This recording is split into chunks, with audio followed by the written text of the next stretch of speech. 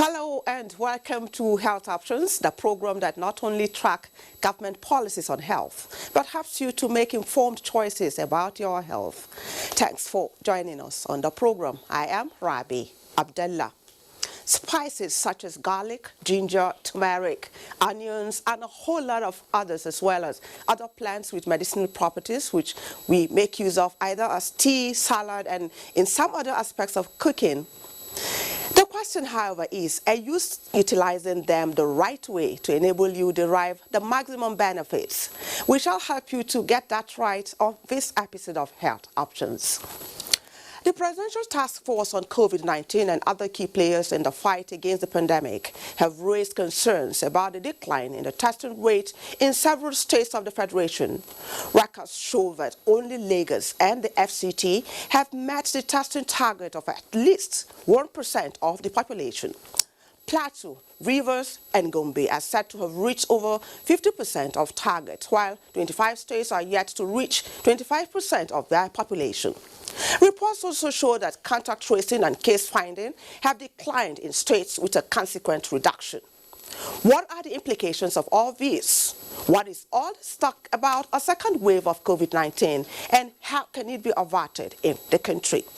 Answers to this and more as we evaluate Nigeria's current COVID-19 situation with a major key player in the country's fight against the pandemic, Professor Abdulsalami Nasidi, as my guest. You'll get to meet him shortly.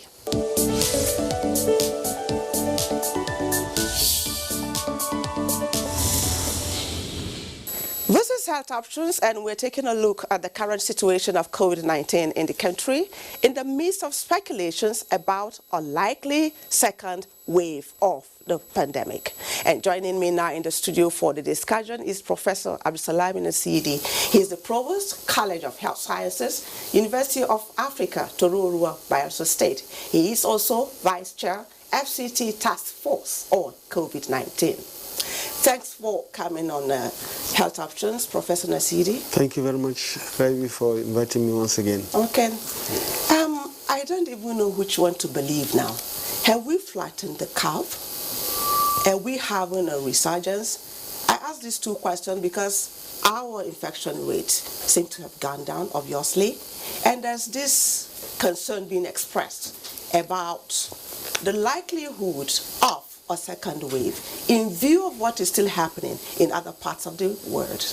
What have you got to say to that? What's your response to this? Well, as you rightly said, it's everybody's guest. Nobody really knows the situation of Nigeria, and particularly as regards the phase we are, or are we already, have we flattened the curve? Are we approaching the second wave, and so on and so forth? This is because the testing in the country is not yet at that minimum, threshold that can enable us to say exactly where we are.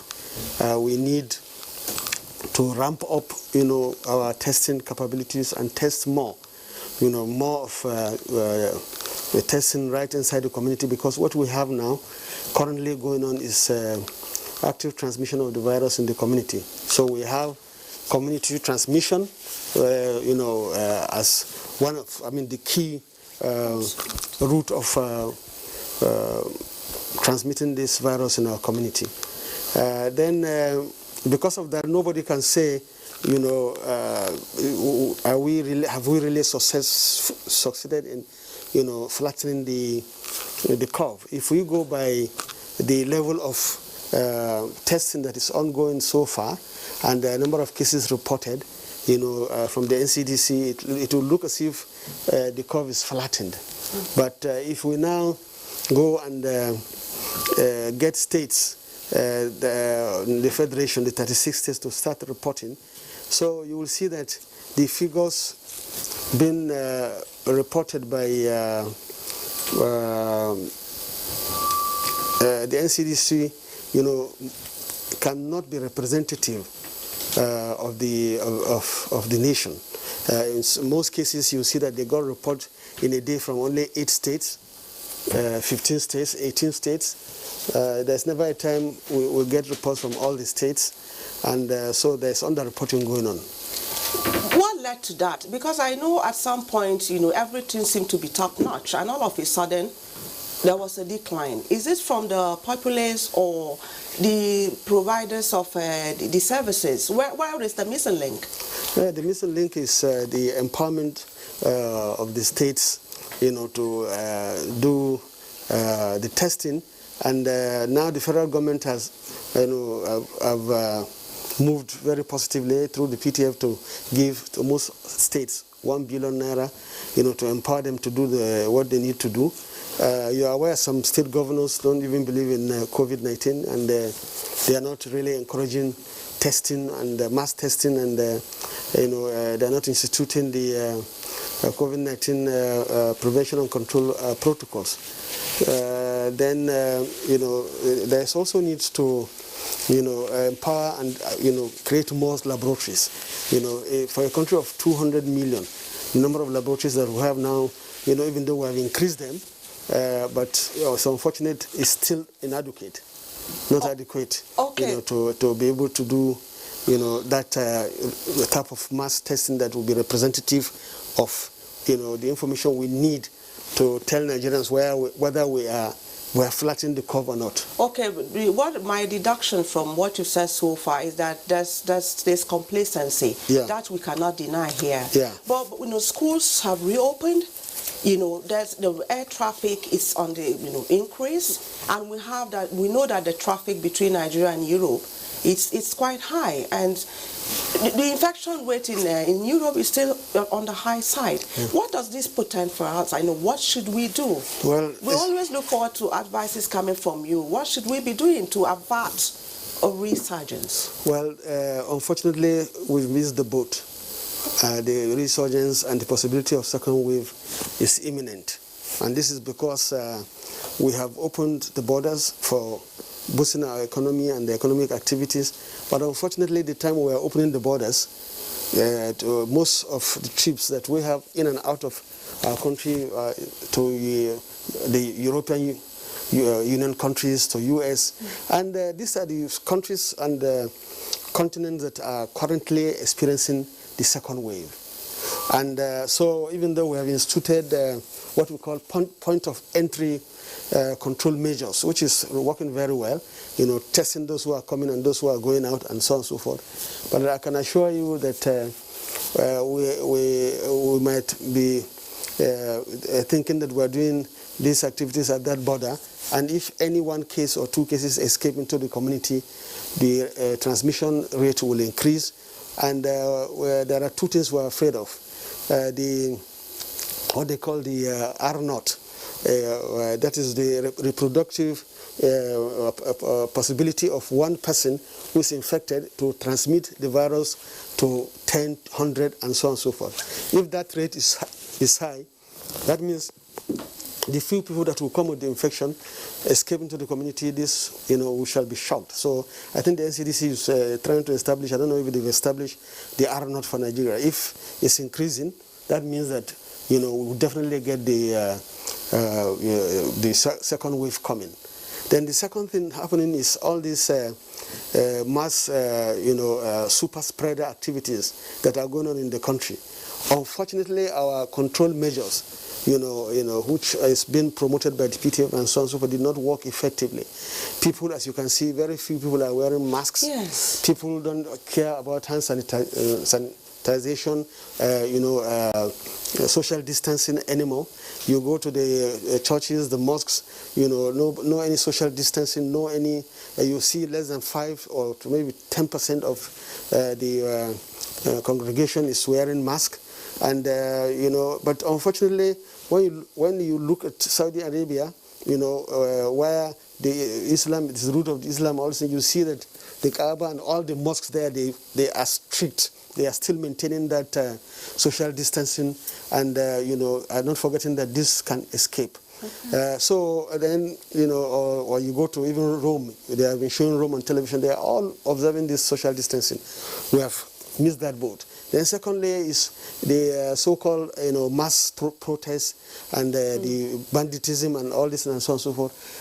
Unfortunately, it's the youth that are involved, and the youth the ones that can carry the virus and be healthy, but will be transmitting more than if people like me and I, got infected. So we have so many super spreader activities happening in the country.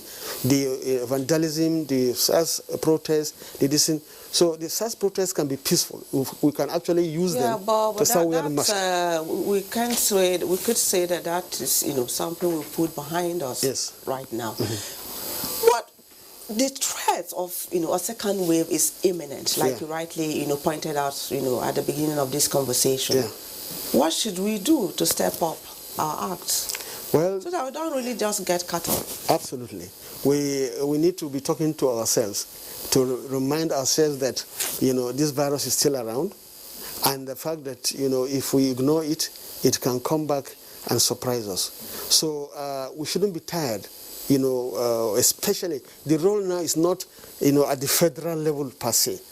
The role now is now going down to the state, but more of the state and then local government level, community and level. The community level. Yes, that is the place we must keep now, enforcing or making to really tell the people that is that the time of movement control, this is order. Is very important. Maybe the federal government should now come up, because I heard Mr. President said if second wave comes, it will be difficult for Nigerian government to handle, second response, palliatives and so on and so forth, because the economy might not be able to withstand it. But, there are things that we can start doing now. I think the time has come for a federal level to speak to, not just the governors talking to themselves, but we have to speak to them. That they have to speak this and that. This thing is not over. The virus is still circulating in the community, and if it gets adapted to the, ourselves, to the community is listening.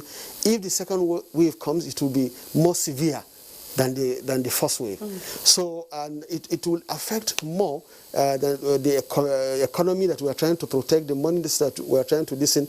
And at this time around, you might not get people to come and support you. Donors will not be able to help you because they too are suffering from the second wave. Okay, so this is about everyone taking responsibility at his own level. Yeah. Federal government, individuals, community, to make sure that all hands are on deck. Absolutely. To keep COVID-19. Well, I don't look forward to a second wave of this virus at all. Yeah. So, on a final note, now schools are open. Our children are out there and all of that. What should we be doing that we're not doing now? Because I don't know how true it is. We even had reports about, high infection rate in some schools. Yeah. I don't know how true that is. It is true. So some of the schools that opened, within a short period of time, I think they tested and they realized that the transmission happen is very, very high indeed. But some of the schools in the FCT that we monitored, we are very happy that they, at least for now, instituted the very strict NCDC control measures and, even the admission level. So what we believe that should be happening is to make sure the Ministry of Education, state, FCT, federal, they should be, imposing, these rules that, that it's not just you start and then the children come in and then you relax. Then that is the danger. So if you relax and there is one or two among the students that will bring the virus, you are now having an explosion. Okay. And now the danger is not when they're in the school only, because they are young, they can tolerate the virus, and the virus might not do much to them. But when they return home, and then they meet their parents, their grandparents, and they now become the source of the infection, that's the real problem. Okay. So we should continue mass testing of these schools and monitoring active surveillance. So that's why the active surveillance is very relevant, to make sure that, if there is any of the schools that is having increase in symptoms of COVID and all this, that school should be immediately closed. Real protocol to restrict the transmission of this virus should be imposed. Okay, thank you so much, Professor Abdulsalami Nasidi, for joining us once again on Health Options. Thank you very much. My pleasure.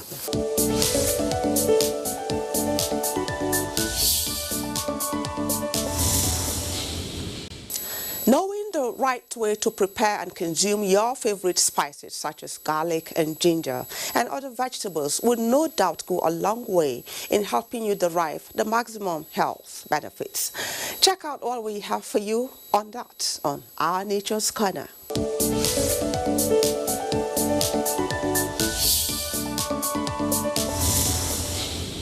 There is what is known and established as Trinity plant. The Trinity plant is garlic, onion, and ginger. These are things we use every day at homes for their taste and flavor, and much more for their medicinal values. When you take these things as raw as possible, you get the maximum therapeutic benefits, because you know that heat at times destroys the nutritive value. We all know heat can destroy vitamin C and some other vitamins. So often at times you are told to saute. Saute means you just put it on the fire and then just put it on for few heat to get some new heat, and then add maybe small oil just to kind of prevent the nutrients from coming out. But much more better is getting it fresh. Garlic can be taken fresh, and garlic can be used to boil meat and can be added to soups. But if you put them and heat them for a long period of time, you destroy the nutritive value. This can be confirmed by nutrition, or nutritionists will tell you. So medicinally, it is well documented, scientifically proven, research proven, that when I take fresh garlic, immediately, for example, what we tend to do is that the fresh garlic is not processed. You may take 2 to 3 cloves. What is important is the dosage or the quantity. We tend to make it simple. You can say a bulb contains many cloves put together. You can say take 3 to 4 cloves of garlic. Wash it neatly and then put it in your mouth, a little crush, and follow with a glass of water. You are getting maximum medicinal benefits. Again, garlic is mixed with cayenne, ginger, to make a special spice, yaji, which can now be scooped and added to soups or porridges or boiled yam to take and get the therapeutic benefits as a stimulant. You can add garlic as an infusion. What I mean by infusion, about 3 to 4 cloves of garlic in a teacup of boiling water, allowed to infuse. But crushed garlic, I would prefer to say crushed one. When you crush the garlic, you put it in a teacup of boiling water, allow it to infuse 5 to 10 minutes. That means the medication, the medicines, the nutrients of garlic would have gone into the water. For extra benefits, few drops of lemon could be added. For maximum benefits and soothing effect, you could add honey or brown sugar. That gives you an excellent infusion of garlic. I've said enough about garlic. Alum sepa, which is the onion, is a must dish. They chop onions into palm oil and use it to eat boiled yam. Other spice that we have is the locust bean. You don't know what locust bean is. It has a rich antioxidant property. Turmeric is well documented, and there is a lot of evidences to show the medicinal value of turmeric. Apart from healing wounds, it has the ability to heal wounds due to its composition. And the color of turmeric, that beautiful orange color, clearly indicates and gives it its antioxidant property. And that is why you see, even in beauty aid, turmeric is used either as a scrub or as soap on the face, believed to remove black spots. But for us, beyond that, apart from skin beauty, you could combine turmeric with ginger, okay, and make a combination of turmeric powder and ginger, mix them together to have an infusion. Those infusion can boost the immunity and strengthen the immune system. There's a standard dose usually in terms of herbal remedies. One would say a teaspoonful of powdered herb or a crush tablespoon of the fresh herb. A teaspoonful of the powdered herb, which is believed to be about 5 grams, 5 to 10 grams, in a teacup of boiling water, normal standard teacup, which we believe to be 250 ml, is the standard dose for such preparations. If you want to mix garlic and turmeric, you could take you could take turmeric in the ratio of 1 to 0.5. What do I mean by that? 1 teaspoonful of teaspoonful of turmeric to half teaspoonful of ginger, because of the corrosive effect of ginger, harshness of ginger. That gives you a beautiful combination. For extra benefits, the calming plant, the anesthetic-like plant, the cloves could be added, commonly known as canimpari. The turmeric, we agree, is antioxidant and healing and immune booster. The ginger will stimulate circulation. So for me, in my simple language, it will ease the activity of turmeric. It thins the blood, making the blood to flow better. So the turmeric will take its own passage. And then the cloves, which also has antiflatulence, digestive stimulant, but more important, we tend to calm and reduce the harshness to be exhibited by ginger. Bitter leaf is a digestive stimulant. It has the ability to stimulate digestion. So that is why you see it is readily available. And to get a better taste, it is often washed to reduce the bitterness. But as a medicine, yes, digestive stimulant, removes skin rashes. So much so can be said about bitter leaf. Even now, research is currently going on the use of bitter leaf in the management of breast cancer and even stomach cancer. Any bitterness is recognized as an immune modulator. That means it is able to stimulate the immune system. And there are various ways the immune system can be stimulated. One of the ways is to act as an antimicrobial agent and be able to stimulate the white blood cells to produce more antibodies. This is one of the properties of bitters. And that is hence put bitter leaf, bitter cola, bitter garden egg leaves in this. The common coronavirus we're talking about. A lot of people have postulated the use of bitters. More so, that brings in mind the Artemisia annua, which is a bitter plant. Secretly, I call it the junior sister of bitter leaf.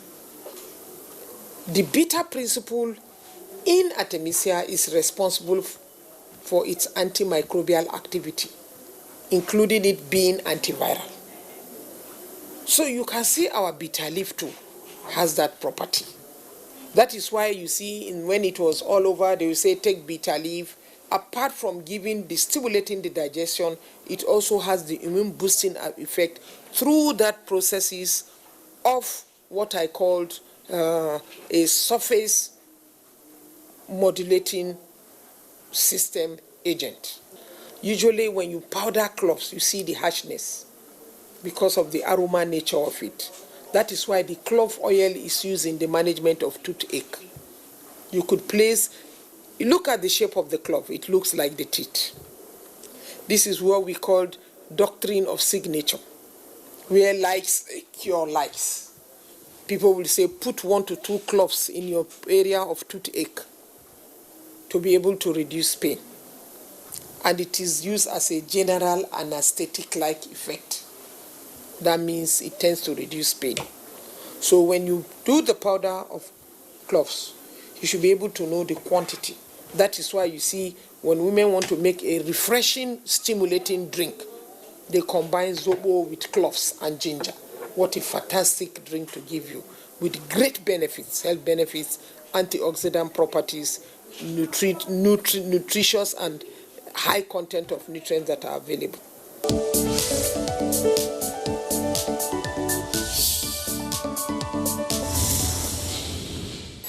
Health Health options for this week. Do not let down your guards because COVID-19 is still very much around. A quick reminder also that you can go to our YouTube channel to watch the upload of these and other episodes of the program. Email us for your comments and contributions at healthoptions@nta.gov.ng. My name is Rabi Abdullah. Hope to see you again. Bye for now.